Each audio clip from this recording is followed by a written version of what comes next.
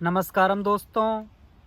आज एक सवाल आया है कि ईश्वर की प्राप्ति के मार्ग में सबसे बड़ी बाधा कौन सी है। तो जो ईश्वर के आकांक्षी लोग हैं, जो सत्य की खोज करना चाहते हैं, जो शांति को पाना चाहते हैं, वो सबसे बड़ी गलती जो करते हैं वो ये है कि वो ईश्वर को प्रकट करना चाहते हैं, जबकि ईश्वर तो हाजिर है, हम ही गैर हाजिर हैं। इसलिए हमें उसकी उपस्थिति का एहसास नहीं होता है। तो हमें अपनी हाजिरी को बढ़ाना है, हमें अपनी उपस्थिति को बढ़ाना है, तब हमें उस परम सत्ता का, उस परम आनंद का, उसकी उपस्थिति का एहसास होगा। अभी हमारा मन क्या करता है? जिन लोगों ने हमें हानि पहुंचाई है, कभी हमें हर्ट किया है, हमारा मन उनको हानि पहुंचाने के लिए साजिश करता रहता है। अकेला मनुष्य ही ऐसा प्राणी है जो किसी को हानि पहुंचाने के लिए साजिश करता है।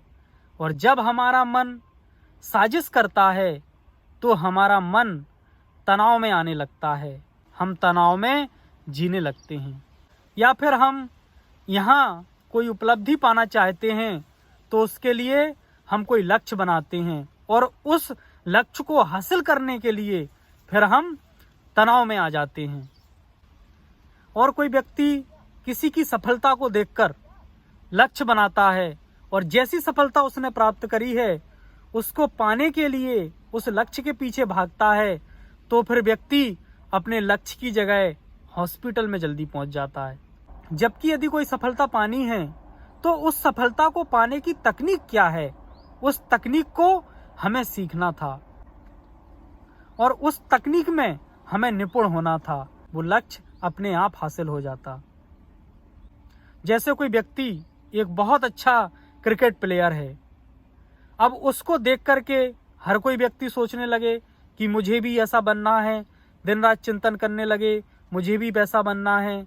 लेकिन उस व्यक्ति ने उतना महान क्रिकेटर बनने के लिए क्या काम किया था, वो काम करे नहीं, तो फिर वैसा महान क्रिकेटर नहीं बन सकता है। और यदि महान क्रिकेटर बनना है तो उसने वहां तक पहुंचने के लिए कौन सी तकनीकें अपनाई थीं, कैसे अभ्यास किया था, कैसे अपने जीवन को जिया था, इनका अभ्यास यदि कोई व्यक्ति करने लगे तो सहज ही वो एक महान क्रिकेटर बन जाएगा।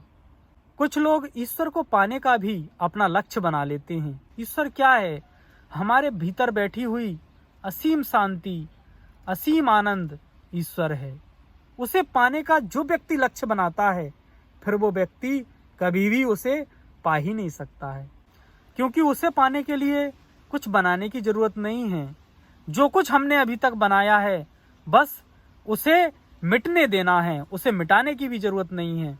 तो जो है वो अपने आप प्रकट हो जाएगा।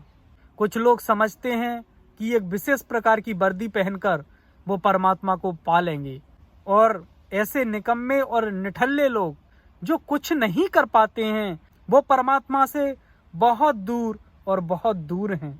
हमारे समाज में एक मान्यता बन गई कि जो कुछ नहीं कर सकता वो व्यक्ति आध्यात्मिक हो सकता है, वो व्यक्ति परमात्मा को पा सकता है, वो व्यक्ति बाबा जी हो सकता है। और ऐसे लोग जो जीवन को सहजता से नहीं जी पाए, जो परिस्थितियों से घबरा करके एक विशेष प्रकार की वर्दी पहनकर बाबा जी हो गए, वो लोग जो परिस्थितियों से घबराए हुए हैं, घर से भाग करके बाबा जी हुए हैं, वो लोग कभी ईश्वर को नहीं पा सकते हैं, क्योंकि उसे पाने के लिए किसी प्रकार की वर्दी की आवश्यकता नहीं है, उसे पाने के लिए किसी प्रकार के दिखावे की आवश्यकता नहीं है, उसे पाने के लिए किसी प्रकार के लक्ष्य की आवश्यकता नहीं है, क्योंकि वो पहले से मौजूद है। यदि उसे प्राप्त करने के लिए कुछ करने की आवश्यकता है तो वो है कुछ ना करने की आवश्यकता, क्योंकि जैसे ही तुम कुछ नहीं करने लगते हो तो फिर तुम उपस्थित होने लगते हो, और जब तुम्हारी उपस्थिति बढ़ती है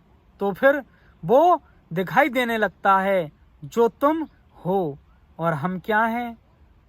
अहम ब्रह्मास्मि, हम ही ब्रह्म हैं। तो परमात्मा को पाने के लिए, अपने निज स्वरूप को पाने के लिए कहीं जाने की आवश्यकता नहीं है, कुछ करने की आवश्यकता नहीं है, बल्कि जो हम कर रहे हैं उससे मुक्त होने की आवश्यकता है। अपने मन और शरीर से जो कुछ ना कुछ हो रहा है उसे देखने की आवश्यकता है, और जब हम उसे देखने लगेंगे तो जो हो रहा है उसे हम समझने लगेंगे, और जो कुछ मन में अपने आप हो रहा है उसे हम जब समझने लगेंगे तो हम उससे मुक्त होने लगेंगे। तो हकीकत में हम उस परमानंद को प्राप्त कर पाएंगे। धन्यवाद।